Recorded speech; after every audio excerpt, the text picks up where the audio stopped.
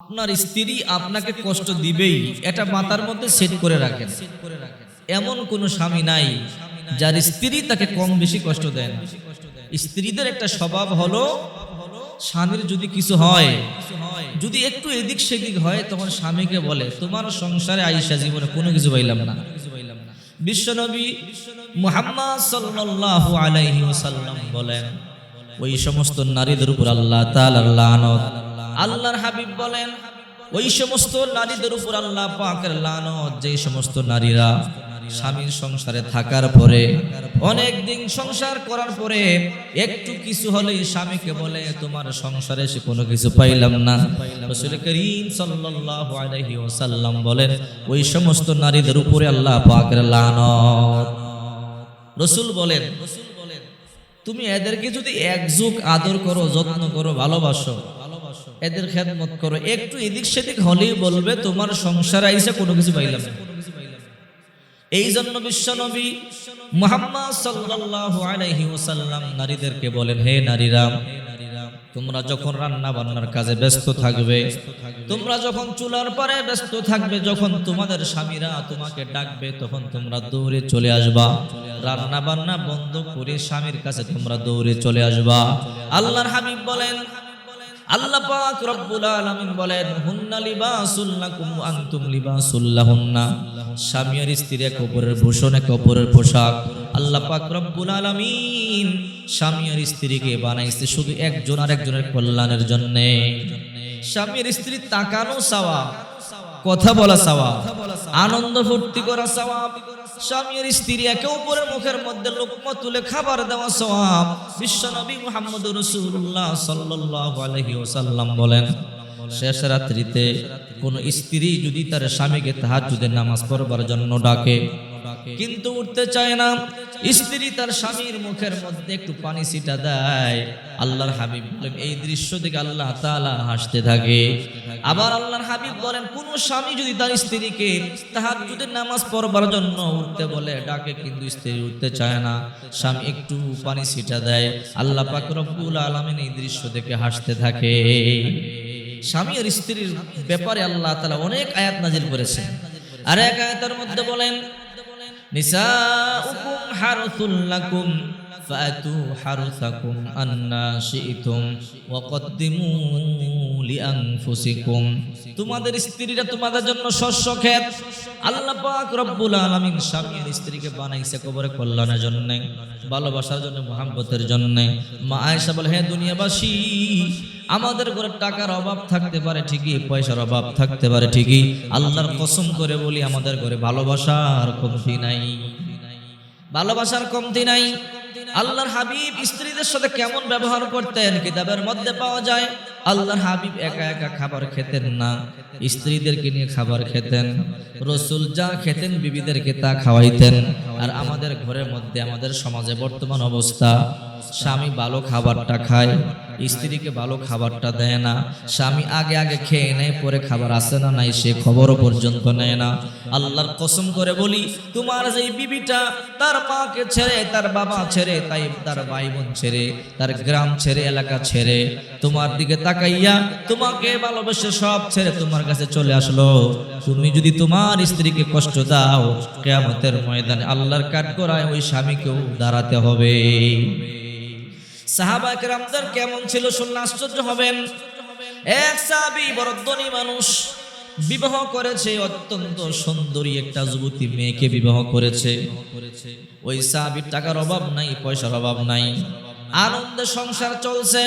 1 বছর, 2 বছর, 3 বছর, 4 বছর, 5 বছর চলে গেল। হঠাৎ করে ওই বিবি, হঠাৎ করে স্বামী ঘুমের মধ্যে বলে, ঘুম থেকে জায়গা বলে, বিবি রে একটু পানি আমারে পান করাইতে পারবা কিনা? স্ত্রী বলল, স্বামী আমার, আপনি টেনশন করবেন না, আমি আপনার পানি পান করাবো। তখন বিবি কূপ থেকে পানি তুলে দ্রুত এনে স্বামীর কাছে আসলো। এসে দেখে স্বামী ঘুমিয়ে গেছে। স্ত্রী মনে মনে চিন্তা করে, আমি যে পানি নিয়ে আনতে আনতে আমার স্বামী ঘুমিয়ে গেল, এখন যদি আবার আমার স্বামীকে আমি ডাকি, আমার স্বামী বড় কষ্ট পাবে না, না ডাকা যাবে না। স্ত্রী পানির গ্লাস নিয়ে দাঁড়িয়ে আছে। স্বামী যখন ঘুম থেকে জাগবে তখন স্বামীকে পানি পান করাবো। অনেক লম্বা সময় সাহাবী ঘুমাইলেন, কিন্তু আর সজাগ পাইলেন না। যখন ফজরের আজান হয়ে গেল, ওই সাহাবীর ঘুম ভাঙলো। ঘুম থেকে জেগে দেখে ও তার স্ত্রী পানির গ্লাস নিয়ে এখনো পর্যন্ত মাথার কাছে দাঁড়ানো। সাহাবী আশ্চর্য হয়ে গেছে, বিবি সে মধ্যরাত্রে পানি চাইলাম, পানি আনতে বাহিরে গেলাম, আমি ঘুমিয়ে গেলাম, তুমি এখনো পানি গ্লাস নিয়ে দাঁড়িয়ে আছো, তার মানে তুমি কি সারা রাত ঘুমাও নাই? স্ত্রী বলে, স্বামী না, আপনাকে আমি বড় ভালোবাসি, মহাব্বত করি, আমি সময় মতো আপনাকে পানি দিতে পারি না, এটা আমার অপরাধ হয়ে গেল। এসে দেখি আপনি ঘুমিয়ে গেলেন, তাই পানির গ্লাস হাতের মধ্যে নিয়ে দাঁড়িয়ে আছি, যখন আপনার ঘুম ভাঙবে তখন আপনাকে আমি পানি দেব। স্বামী গো, আমার ভুল হয়ে গেছে, অন্যায় হয়ে গেছে, আপনাকে পানি দিতে পারিনি, আপনি আমাকে মাফ করে দেন। সাহাবী আশ্চর্য হয়ে গেল, এমন বিবি তো দুনিয়ায় আর কারো পাওয়া যাবে না। আমার বিবি আমারে কত ভালোবাসে, কত মোহাব্বত করে, গ্লাস নিয়ে সারা রাত দাঁড়ায় আছে, এরপরে আবার আমার কাছেই ক্ষমা চায়। সাহাবী আশ্চর্য হয়ে বলে, বিবি তোমার এমনিতে আমি বড় মোহাব্বত করি, বড় ভালোবাসি, আর আজকের কারণে আরো মোহাব্বতটা বেড়ে গেল। রে বিবি, তোমাকে একটা কথা বলতে চাই। বলে, কি কথা? আজকের দিনে আমি তোমার উপরে বড় সন্তুষ্ট, বড় খুশি, আজকে তুমি যা চাইবা তোমাকে আমি তাই দিয়ে দিব। আজকের দিনে তুমি আমার কাছে যা চাইবা তোমাকে তাই দিব। বিবি আশ্চর্য হয়ে বলে, স্বামী কি বলেন? বলে, হ্যাঁ, যা চাইবেন তাই দিব। বলে, হ্যাঁ। ও স্বামী আমার, আপনি মুসলমান, মিথ্যা কথা বলতে পারেন না। মুসলমানরা কোনোদিন মিথ্যা কথা বলে না। বলে, হ্যাঁ, মুসলমান মিথ্যা বলতে পারে না।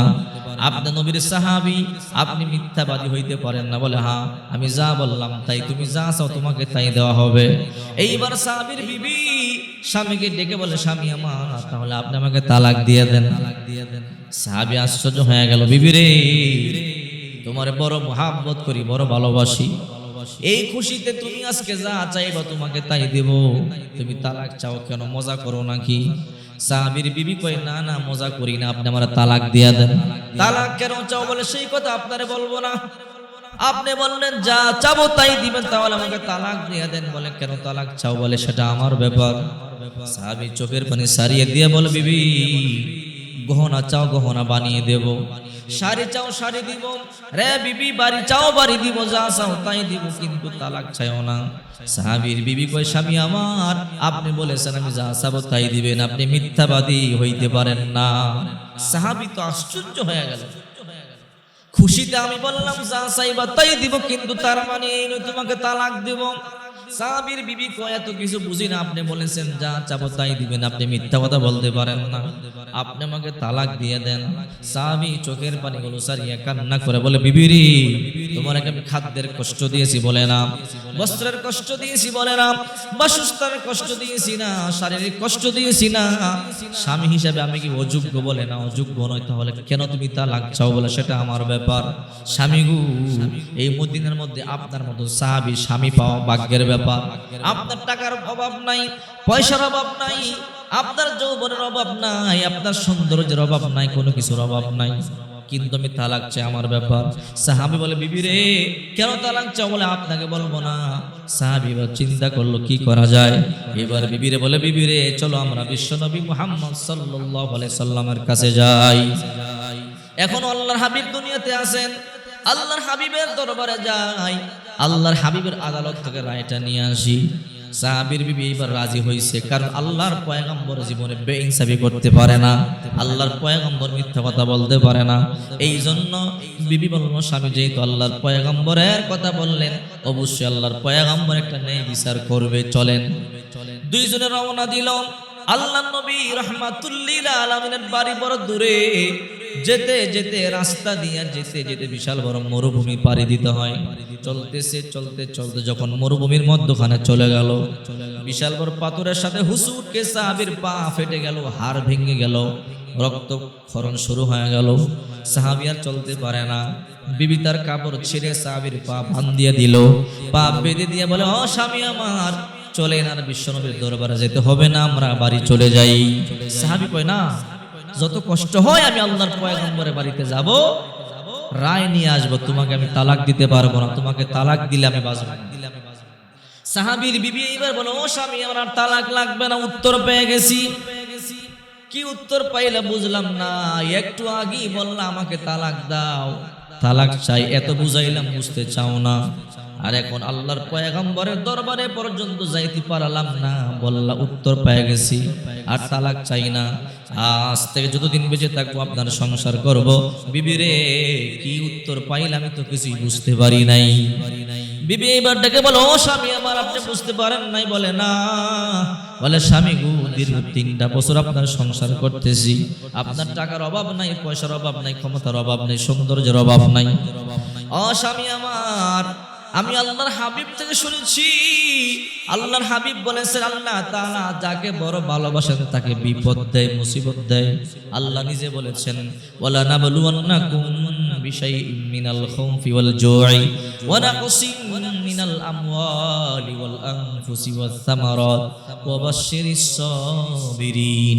অবশ্যই আল্লাহ পাক রব্বুল আলামিন কিছুটা ভয়, ক্ষুধা, অভাব, অনটন, দারিদ্রতা, ফসলাদির বিনিষ্টের মাধ্যমে, অসুস্থতার মাধ্যমে, বিভিন্ন মুসিবতের মাধ্যমে আল্লাহ তাআলা তোমাদেরকে পরীক্ষা করবে। যারা ধৈর্য ধারণ করবে আল্লাহ তাআলা তাদের সাথে আছেন, তাদের জন্য সুসংবাদ। রে স্বামী আমার, 3 বছর হয়ে গেল আপনার সংসার করি, আপনার ঘরে কোনো বিপদ নাই, অভাব নাই, কোনো মুসিবত নাই, কোনো রোগ বালাই নাই। আমার মনে সন্দেহ, আল্লাহ তাআলা কি মনে হয় আপনারে ভালোবাসে না? যদি আল্লাহ ভালোবাসতো বিপদ দিত। আল্লাহ তাআলা আপনারে ভালোবাসে না, বিপদ দেয় না। এই জন্য মনে মনে সিদ্ধান্ত নিলাম, যেহেতু আল্লাহ তাআলা আপনারে ভালোবাসে না, আপনার সংসার করব না। প্রয়োজনে একটা গরিব খেটে খাওয়া মানুষের সংসার করব, ভিক্ষুকের সংসার করব, একটা কৃষকের সংসার করব, মজদুরের সংসার করব। একবেলা খাবো তো আরেকবেলা না খাইয়া ঘুমাবো। কিয়ামতের ময়দানে আল্লাহর কাঠগড়ায় দাঁড়াতে পারবো না। স্বামী আমার, দুনিয়াতে কষ্ট করব কিন্তু আখিরাতে জান্নাত চাই। যদি দুনিয়ার মধ্যে সব সুখ করে নি আল্লাহ তাআলা যদি জান্নাত থেকে বঞ্চিত করে, আমার মতো পোড়া কপালার কেউ নাই। এই জন্য সিদ্ধান্ত নিলাম, আপনি ধনী হতে পারেন, সুন্দর হতে পারেন, আপনার সংসার আমি করব না। আপনার কোনো বিপদ নাই। আজকে আল্লাহ তাআলা আপনার পায়ের হাড় ফাটাইয়া রক্তক্ষরণ করিয়া আল্লাহ আমারে বুঝাইছে, রে বান্দি, আমার বান্দারে আমি ভালোবাসি, আমার বান্দারে বিপদ দিলাম, তুই আমার বান্দারে সারিয়া যাইস না। স্বামী আশ্চর্য হয়ে গেল, কেমন বিবি ভাইলাম, ঘরে বিপদ আসে না, এই জন্য স্বামীরে তালাক দিতে চায়। আর আমাদের স্বামীরা যদি বিপদের মধ্যে পড়ে যায়, বিবিরা স্বামীকে রাখিয়া চলিয়া যায়। আপনি মাথার মধ্যে লিখে নেন, আপনার বিবি আপনারা কষ্ট দিবেই। আহারে, বর্তমানে বিবিরা স্বামীরে কত কষ্ট দেয়। রাসূল করিম সাল্লাল্লাহু আলাইহি ওয়াসাল্লাম বলেন, তোমরা তোমাদের বিবিদের সাথে ভালো ব্যবহার করবা, এদেরকে মারধর করবা না। সাবধান, এদেরকে বাম পাজরের বাঁকাহার দিয়ে বানানো হয়েছে। বাঁকাহার একদম সোজা করতে যাইও না, ভেঙে যাবে। আবার একেবারে ছেড়ে দিও না, তাহলে বাঁকা বাঁকাই থেকে যাবে। সাহাবায়ে কেরাম বলে, ইয়া রাসূলুল্লাহ, বাঁকাহার সোজা করতে যাব না, ভেঙে যাবে। আবার ছেড়েও দিব না, বাঁকা বাঁকাই থেকে যাবে, তাহলে কি করব? আল্লাহর হাবিব বলেন, ফাইজুহুন্না ফাইজুহুন্না, ওয়াজ করো, ওয়াজ করে করে সংসার করে নাও। যদি তোমরা বুঝাইয়া বুঝাইয়া সংসার করতে পারো, এই সংসারটাকেও আল্লাহ তাআলা জান্নাতি সংসার হিসাবে কবুল করে নিবে। এই জন্য স্বামীর স্ত্রীর মধ্যে যত বেশি মুহাব্বত থাকবে, তত বেশি আল্লাহ তাআলার রহমত বর্ষিত হবে। স্বামীর স্ত্রীর মধ্যে যত বেশি মুহাব্বত হবে, ওই করে আল্লাহ তাআলা তত বেশি কল্যাণ দান করবে। স্বামী আর স্ত্রীর মুহাব্বত যত বেশি হবে, ওই করে আল্লাহ তাআলা অর্থের মধ্যে তত বেশি বারাকা দান করবে। রাসূল বলেন, যখন কোনো স্বামী আর স্ত্রী ঝগড়া করে, দুইজনে দুই পার্শ্বে ঘুমায়, মধ্যখানে ফাঁকা থাকে, ওই জায়গার মধ্যে শয়তান এসে আশ্রয় নেয়। শয়তান এসে শুয়ে পড়ে, আল্লাহর লানত বর্ষিত হতে থাকে।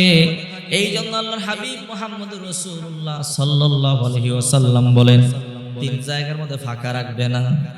1 নাম্বার স্বামী আর স্ত্রীর মধ্যখানে, 2 নাম্বার নামাজের কাতারে, 3 নাম্বার দ্বীনি মজলিসে। এই 3টা জায়গার মধ্যে শয়তান ফাঁকা খোঁজে। যখনই ফাঁকা দেখে ফেলে, ওই জায়গার মধ্যে শয়তান ঢুকে যায়। এই জন্য প্রিয় ভাইরা আমার, ও মা বোনেরা, কখনো স্বামীকে কষ্ট দিবেন না। পুরুষ ভাইদেরকে বলছি, কখনো স্ত্রীদেরকে কষ্ট দিবেন না। আর মা বোনদেরকে বলছি, আপনারা স্বামীকে কষ্ট দিবেন না। আল্লাহর হাবিব বলেন, যদি কোনো স্বামী তার স্ত্রীর উপরে অসন্তুষ্ট হইয়া রাত্রি যাপন করে, যতক্ষণ পর্যন্ত ওই স্ত্রী স্বামীর কাছে না যাবে, স্বামীর রাগ না ভাঙাবে, ততক্ষণ পর্যন্ত ওই স্ত্রীর উপরে লানত বর্ষিত হইতে থাকে। বর্তমানে আমাদের স্ত্রীরা এমন রাসূল বলেছেন, এদেরকে যত আদর করো, যত্ন করো, ভালোবাসো, এদের জন্য যত কিছুই করো, যখন একটু এদিক সেদিক হবে, সমস্যা হবে, তখন বলবে, 1 যুগ 12 বছর পরে হলো বলবে, দেখো তোমার সংসারে আইছে তেমন কিছু পাইলাম না। এই জন্য আল্লাহর হাবিব বলেন, তোমরা তোমাদের স্ত্রীকে বুঝাইয়া বুঝাইয়া সংসারটা শেষ করে ফেলো। যদি তোমরা তোমাদের স্ত্রীকে বুঝাইয়া বুঝাইয়া ইহকালীন জিন্দেগীর সংসার শেষ করতে পারো, পরকালে আল্লাহ পাক রব্বুল আলামিন জান্নাতের মেহমান বানায়া দিবে। স্বামী আর স্ত্রী মাঝে মাঝে ঘুরতে যাবেন, স্বামী আর স্ত্রী মাঝে মাঝে শপিং এ যাবেন। যতটুকু পারেন স্ত্রীকে শপিং করে দিবেন, যতটুকু পারেন স্ত্রীকে নিয়ে মাঝে মাঝে ঘুরতে বের হবেন, স্ত্রীকে নিয়ে আনন্দ করবেন, ফুর্তি করবেন। আহারে আল্লাহর হাবিব বলে, আয়েশা আয়েশা গোটা মদিনাবাসী সবাই ঘুমায়, আয়েশা চলো একটু দৌড়াদৌড়ি করি। সুবহানাল্লাহ। রাহমাতুল লিল আলামিন সাইয়্যিদুল মুরসালিন খাতামুন নবিয়্যিন, যেই নবীকে সৃষ্টি না করলে আল্লাহ দুনিয়া সৃষ্টি করতো না, ওই নবী কয়, আয়েশা রে চলো একটু দৌড়াদৌড়ি খেলি। দৌড়াদৌড়ি খেললেন। সুবহানাল্লাহ। এই জন্য স্ত্রীদের কিনে মাঝে মাঝে আনন্দ করবেন, ফুর্তি করবেন, একে অপরের মুখের মধ্যে খাদ্য তুলে দিবেন। মা আয়েশা বলে, দুনিয়াবাসী আমার নবী আমার এত ভালোবাসে, আমি গ্লাসের যেই জায়গা দিয়ে পানি পান করতাম, আমার নবী ওই জায়গা দিয়ে পানি পান করতো। আবার আমার নবী গ্লাসের যেই জায়গা দিয়ে পানি পান করতাম, ওই জায়গা দিয়ে পানি পান করতাম। আবার আমি হাড্ডি যেই জায়গা দিয়ে চাবাইতাম, নবী ওই জায়গা দিয়ে হাড্ডি চাবাইতো। আবার আমার নবী যেই জায়গা দিয়ে হাড্ডি চাবাইতো, আমি আয়েশা ওই জায়গা দিয়ে হাড্ডি চাবাইতাম। আম্মা জান আয়েশা বলেন, আমার নবী যখন আমার ঘরে ঢুকতো, আমাকে লম্বা করে সালাম দিত। 2 নম্বরে আমার নবী মুসাফা করতো, 3 নম্বরে বুকে জড়াইতো, 4 নম্বরে কপালের মধ্যে চুমা দিত। আবার নবী যখন বের হয়ে যেত, আমার পয়গম্বর সালাম দিত, মুসাফা করতো, বুকে জড়াইয়া কপালের মধ্যে চুমা দিয়ে দিত। হে দুনিয়াবাসী, আমাদের ঘরে টাকা কম থাকতে পারে, পয়সা কম থাকতে পারে, কিন্তু আমাদের ঘরে ভালোবাসার কমতি নাই। এখন তো আমাদের ঘরে টাকা আছে, পয়সা আছে, কিন্তু ভালোবাসা। এই জন্য নবীদের সুন্নাহ মোতাবেক চলবেন, দেখবেন আপনাদের ঘরগুলো আল্লাহ পাক শান্তি রহমত দিয়ে পরিপূর্ণ করে